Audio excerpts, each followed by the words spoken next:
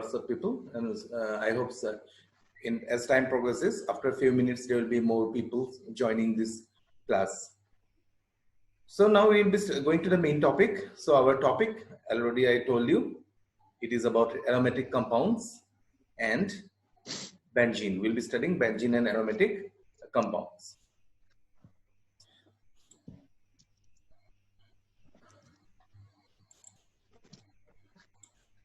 So this is our topic today.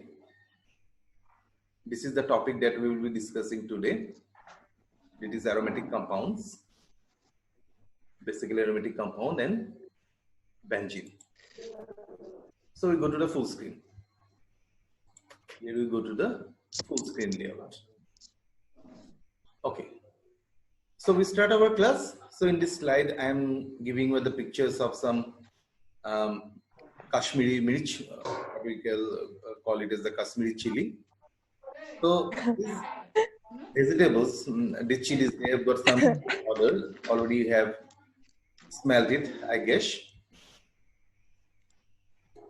Because they contain some compounds which are called aromatic compound, and the word itself comes from the word aroma, which means sweet smelling. So aromatic compound, we can just call them sweet smelling compound, because the idea, the compounds which were the compounds to be aromatic compound, they had some sweet smell, so they were called aromatic compound. But later on, the definition, the term has been changed. Now we will be going to the main topic. So you already know that compounds, they may be aliphatic compound and they may be aromatic compound. Now what are aliphatic compound?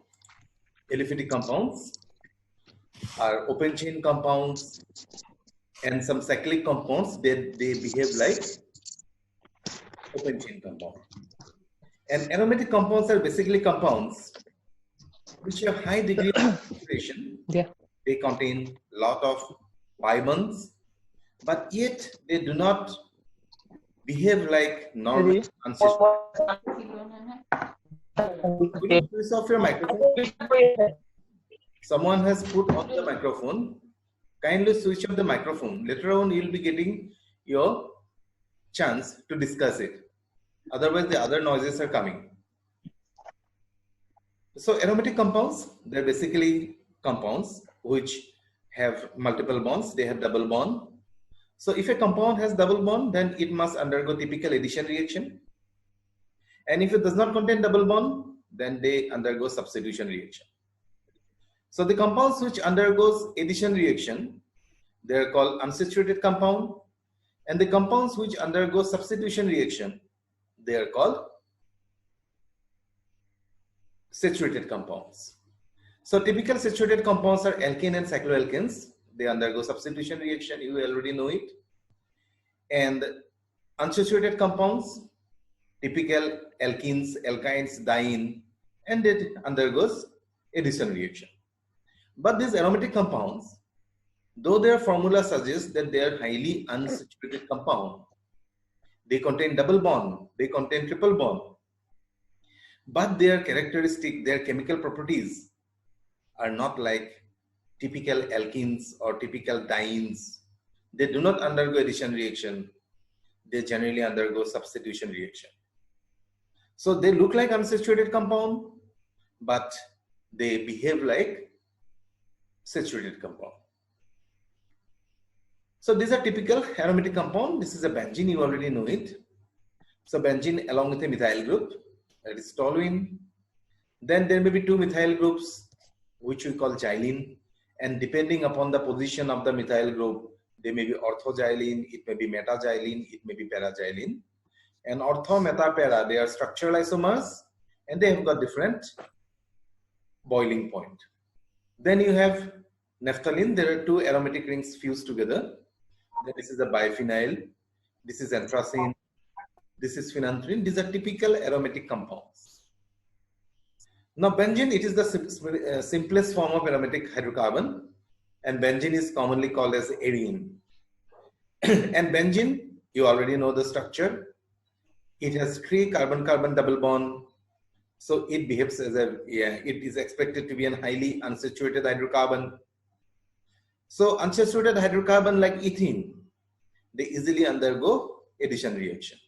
So ethene, it adds bromine to give 1,2-dibromoethane. But same benzene, look at the formula C6H6. It looks it is an unsaturated compound. You react with bromine, there will be no reaction.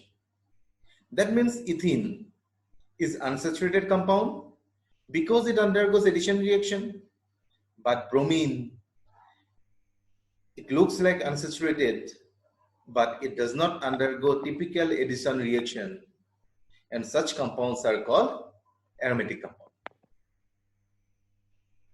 But benzene, if you react with bromine in presence of iron catalyst, then you get a substituted product, that is a bromobenzene. So that was what I was talking about. That benzene, it do not undergo addition reaction. You do not get this type of product. This is a product of addition reaction. 2 bromines are added to adjacent carbon atom. But bromine, it undergoes substitution reaction when treated with bromine in presence of iron catalyst or ferric bromide. So is it clear?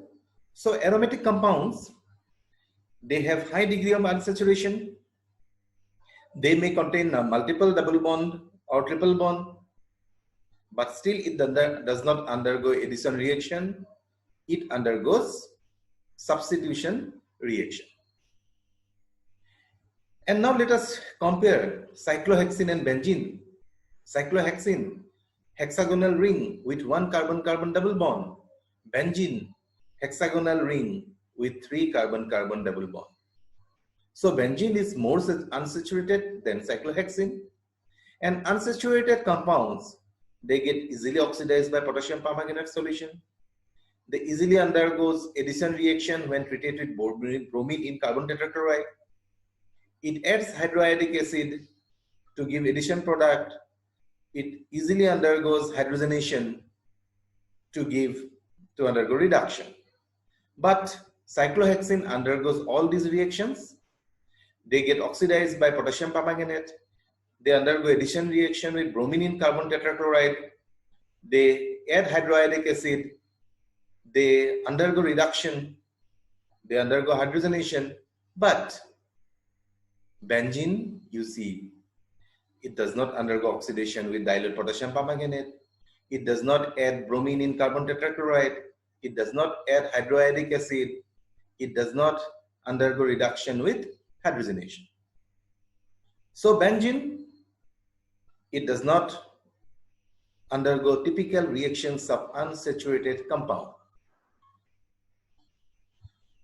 So benzene, it does not react with bromine, but with presence of ferric bromide, and it undergoes, what does it undergo?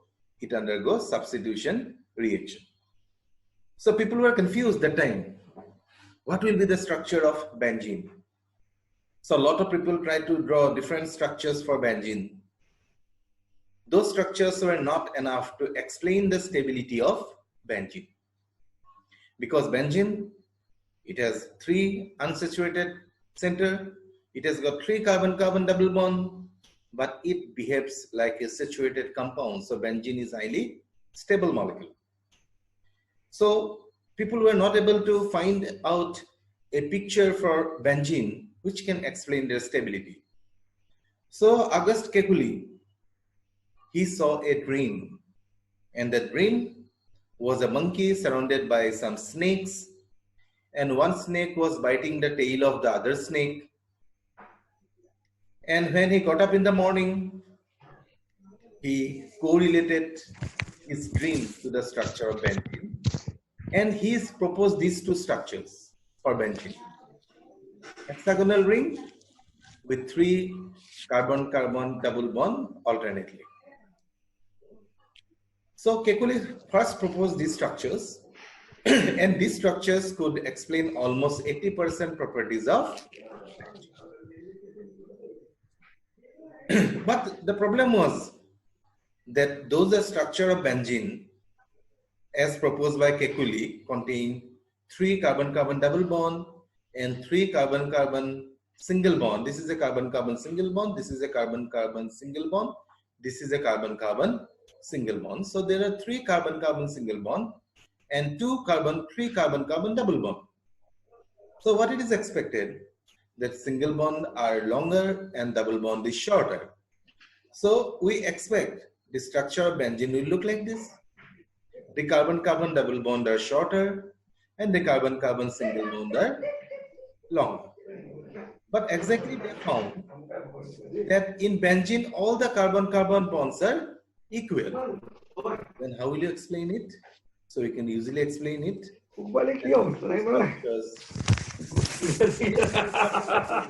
Please choose off the microphone.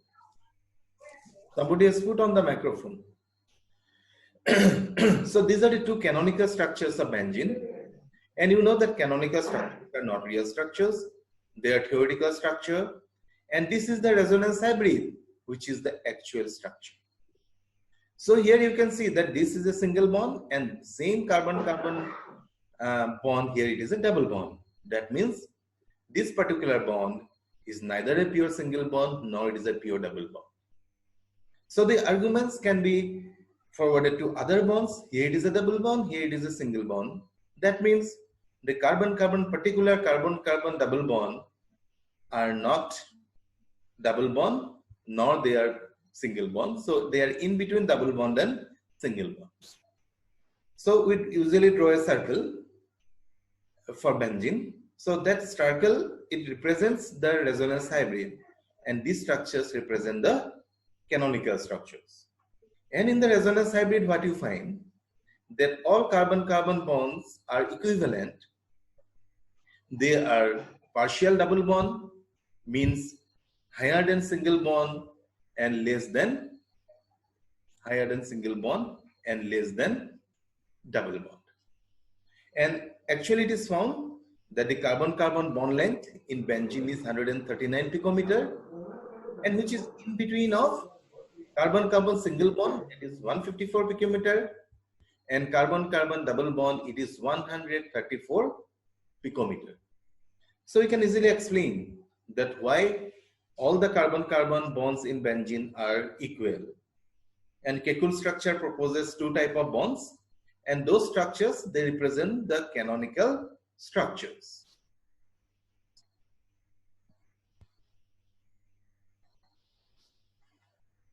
So these are the molecular orbitals, so we will not discuss this one. So another structure of benzene. So benzene you can draw like this. So this is the structure of pyridine. Pyridine is also an aromatic compound. All the carbon atoms are sp2 hybridized. This carbon atom, this carbon atom, this carbon atom, this carbon atom, all are sp2 hybridized. So each sp2 hybrid orbital contains 3 bonds, and these 3 hybrid orbital, and these hybrid orbitals are involved in forming carbon-carbon sigma bond and carbon-carbon sigma bond and carbon-hydrogen sigma bond. And then each carbon atom contains a 2p atomic orbital which contains an unpaired electron, and they will undergo lateral overlapping to form pi bonds. So these are some exercises. Not to discuss this one because we have limited time. Because my class is only allowed 40 minutes. So we'll try to go for the main part.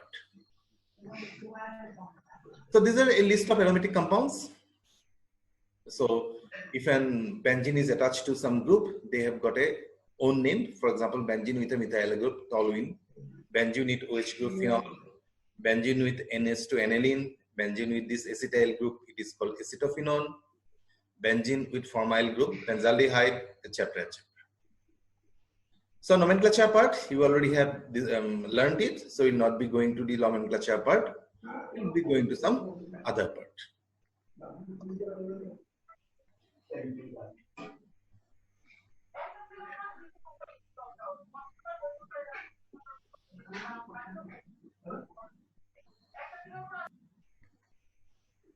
Okay, now let us try to explain the stability of benzene. You know, stability can be measured in terms of heat of hydrogenation or heat of combustion. High heat of hydrogenation means unstable. Low heat of hydrogenation is stable. You all know it. Somebody has switched on the microphone. Please switch off the microphone. Let me find out who has switched on the microphone. Somebody has switched on the microphone. So I again request you, please switch off your microphones. Otherwise, some other disturbance are coming. Okay, so you know how you can measure this stability. So stability is measured by heat of hydrogenation or heat of combustion. So high heat of hydrogenation means unstable, low heat of hydrogenation means stable. And heat of hydrogenation is the heat released when 1 mole of a compound, it undergoes hydrogenation. So here this is cyclohexene, hexagonal ring. Benzene also have hexagonal ring. Cyclohexene has got 1 carbon-carbon double bond. So it adds 1 mole of hydrogen, isn't it? And the heat of hydrogenation is how much? It is minus 28.6 kilocalorie per mole. So when you hydrogenate cyclohexene, this amount of heat is released. So now we can easily predict what will be the heat of hydrogenation for 1,3-cyclohexadiene. So to reduce 1 carbon-carbon double bond, this much heat is released. So to reduce 2 carbon-carbon double bond, then twice this amount, that is 2 into minus 28.6, that is minus 57.2 kilocalorie is expected to release. So this is the predicted one. But actually what we find? It is minus 55.4. So the difference is not very much. Now let us go for benzene. So benzene, it has got a hexagonal ring.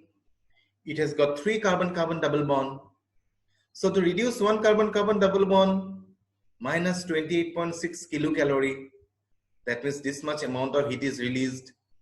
So to reduce 3 double bond 3 times, that is 3 into minus 28.6, it comes out to be minus 85.8.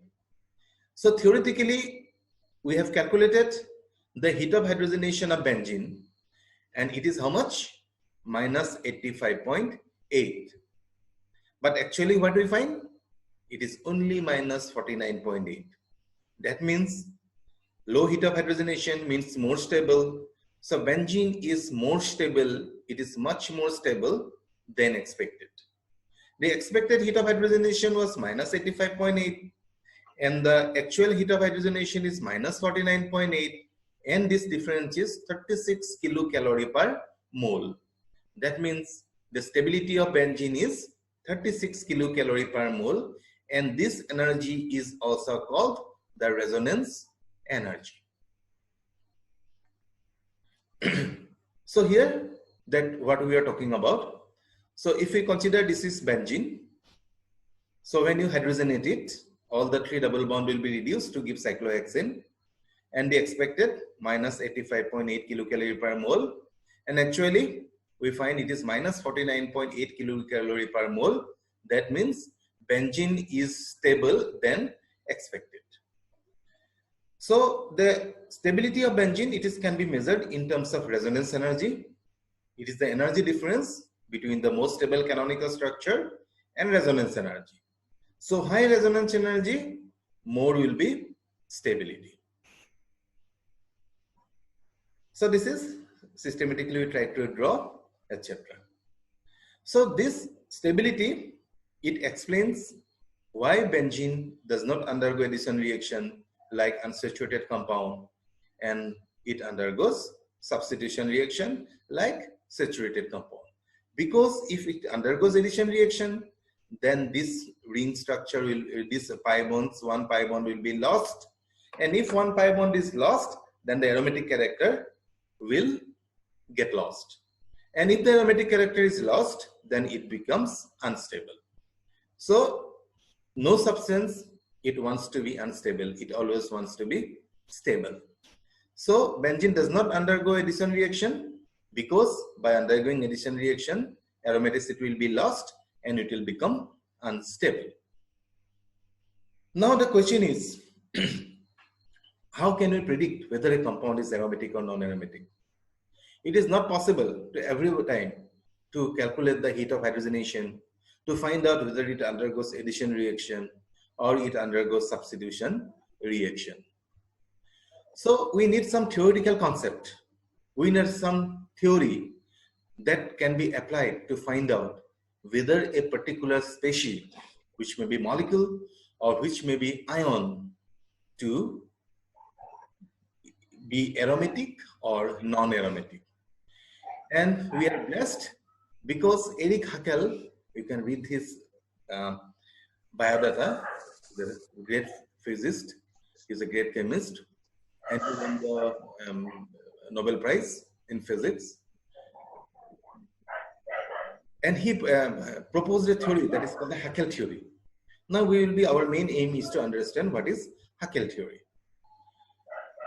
So Hackel, he developed a theory in 1931, and he proposed that a compound will be aromatic only if it has planar monocyclic system of conjugation with 4n plus 2 pi electron, where n is equal to 0, 1, 2, 3. Most of our students, when they come to the BSc class, they have a knowledge that Hackel theory means only this 4n plus 2 pi electron. This is not so. So to be aromatic or not aromatic, to find out whether it is aromatic or non-aromatic, the first thing you have to find out, the molecule is planar, it is a cyclic system. If the molecule is not planar, then it is aromatic. If it is planar, it may be aromatic or it may be anti-aromatic. So now you see cyclobutadiene. Now the question is, when a molecule will be planar? A molecule will be planar when all the atoms in the ring are sp2 hybridized. You already know it. So here you see this is cyclobutadiene. There are 4 carbon atoms. Each carbon atom is sp2 hybridized. So it has got a planar geometry. Now how many pi electrons are there? 4 pi electrons. That means it has 4 into 1 pi electron. It has 4n pi electron. So it cannot be aromatic. So it is anti-aromatic.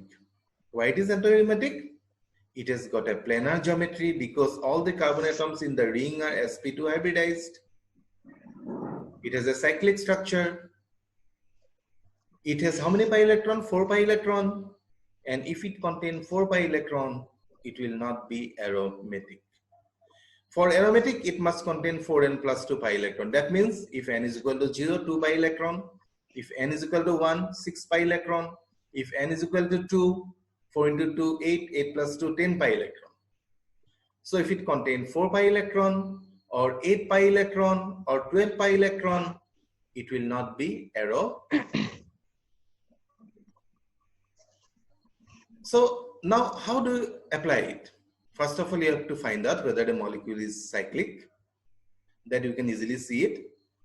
Then you have to find it whether the molecule is planar or not. So to be planar, the hybridization must be sp2. Here, this is cyclooctatetraene. Here you can see there are 4 alternate carbon-carbon double bond. Each carbon atoms are sp2 hybridized, but it does not have a planar geometry. It has a tubular geometry. Its geometry is like a tub. This is a tubular geometry. These are the 8 carbon atoms. 1, 2, 3, 4, 5, 6, 7, 8. So if it has a cyclic geometry, but it has got pi electrons, but it is non-planar, then it is called non-aromatic.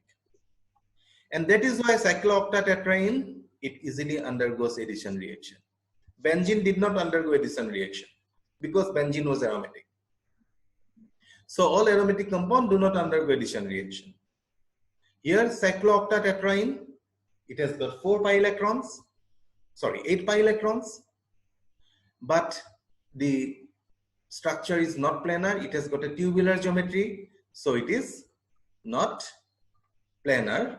And if it is not planar, then it is non-aromatic.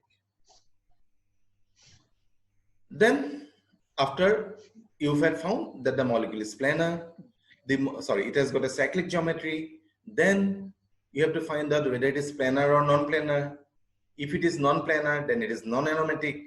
And if it is planar, it may be aromatic or it may be non-aromatic, anti-aromatic, sorry. So it will be aromatic if it contains 4n plus 2 pi electron. 4n plus 2 pi electron, where n may be 0, 1, 2, 3, etc. Which means there may be 2, 6, 10, 14 pi electrons. And if it contains 4n pi electrons, then it is anti-aromatic. Now we will try to explain it. This is benzene. It is an aromatic compound. Benzene has got a cyclic geometry. All the carbon atoms are sp2 hybridized, so it is planar. So how many pi electrons are there? 6. So 4n plus 2 is equal to 6 pi electron. That means n is equal to 1. Huckel number is satisfied and it is aromatic. Cyclobutadiene, cyclic and planar, but there is only 4n pi electron, where n is equal to 1. So it is anti-aromatic. So the number of pi electron that satisfies Huckel rule, 0 pi electron, 0. That means if a system has 2 pi electron, 6 pi electron, 10 pi electron, 14, these are all aromatic. And in between 4, 8, 12, 16, it will be anti-aromatic if the structure is planar. So this is your cycloocta tetraene. This is cycloocta tetraene. As I told you, it has got a tubular geometry. It does not have a planar geometry.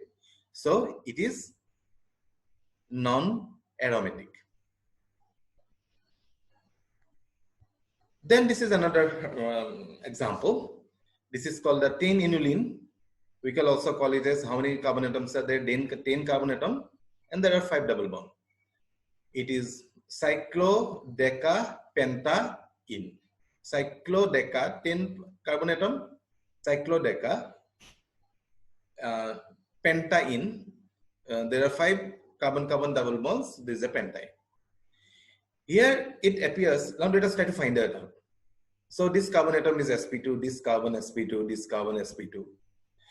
But these two carbons, which are face to face, they each have hydrogens, and these hydrogens are projected inner side of the ring, and they repel each other. And due to repulsion, what happens? The planarity is destroyed. And if it is non-planar, then it is non-aromatic. So cyclodecapentaene, it is not flat. Why it is not flat?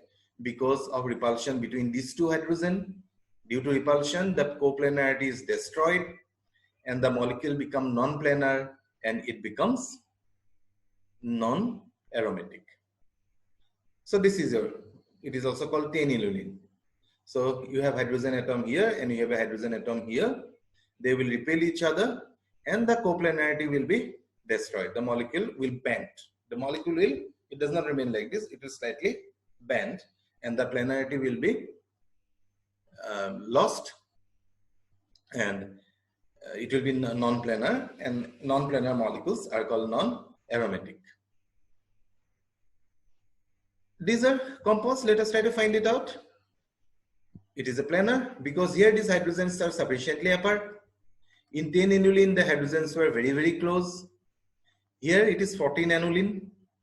There will be hydrogen, there will be hydrogen, there will be hydrogen. These hydrogens are sufficiently apart. They are not close. So their repulsion will be less. So they will not repel each other. And this structure is planar. As well as this structure is planar. Now how many pi electrons are there? 14. 1, 2, 3, 4, 5, 6, 7. 7 pi bond. Each pi bond contains 2 electrons. So total 14 pi electrons.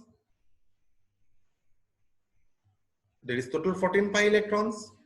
14 pi electrons means 4n plus 2 is equal to 14, n is 3. So it is aromatic. So this species is also aromatic because it has 4n plus 2 is equal to 18 pi electron and n is equal to 4. So this species, aromatic or non-aromatic, this species, you see, how many pi electrons are there? 1, 2, 3, 4, 5, 6. 6 means 12 pi electron. And if it is 12 pi electron, then it has got 4n pi electron. N is equal to 3, not 4n plus 2. So this one is anti-aromatic. This is anti-aromatic. So these structures, naphthalene, you can easily find it out. It has got a planar cyclic geometry. It has got a planar geometry. And number of pi electron is 10 pi. 10 pi means 4n plus 2 is equal to 10. N will be 2. It is aromatic. Anthracene, 14 pi electron. It is aromatic. These are all aromatic compounds.